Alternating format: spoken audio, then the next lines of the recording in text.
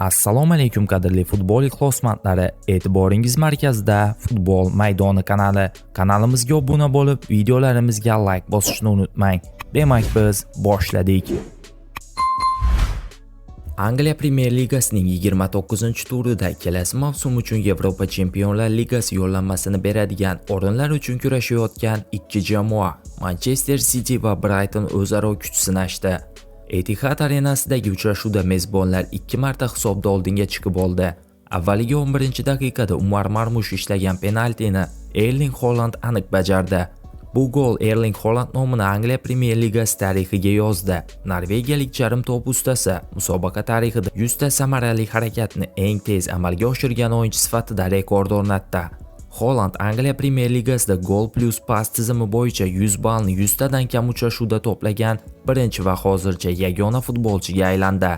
24 yoshli forvard bu natijaga erishishi uchun 94 ta uchrashuv kifoya qildi. Brighton futbolchilari Manchesterdan quruq qaytgani yo'q. Dastlab Haalandning goliga Estupinian 10 daqiqa ichida javob berdi. Uning jarimadan yo'llagan zarbasi ustunga tegib, darvoza to'ridan joy oldi. Mezbonlarni birinchi bo'limning o'zida Umar Marmush hisobda oldinga olib chiqqan bo'lsa, Brightonning safardan ochko olib qaytishiga Abduqodir Husanov ko'maklashib yubordi. Hamyurtimiz o'yinning 48-daqiqasida raqib yo'llagan zarbani qaytarishga chog'lanib, to'pni o'z darvozasiga kiritib qo'ydi. Ushbu avtogol Josep Guardiolaga antirekord olib keldi. Bu Manchester City joriy mavsumda o'tkazgan 40-goli bo'ldi. Josep Guardiola shaharliklarni 2016-yildan beri boshqarayotgan bo'lsa, jamoa hali birorta mavsumda o'z darvozasidan buncha to'p olib chiqmagan. Faqatgina ispaniyalik mutaxassis shogirdlari uning debyut mavsumi 2016 va 2017-yilgi chempionatda 39 ta gol o'tkazgan edi. Uchrashuvdan keyin Josep Guardiola o'z fikrlari bilan o'rtoqlashdi. O'z darvozasiga to'p kiritib qo'ygan Abduqodir Husanovni malomat qilgani yo'q. Aksincha o'zbek legionerini o'yinini maqtadi. Yaxshi o'yin bo'ldi, uchrashuv katta bosim ostida o'tdi. Biz hozir qilayotgan ishlar juda qiyinchilik bilan bo'layotganini yaxshi bilaman.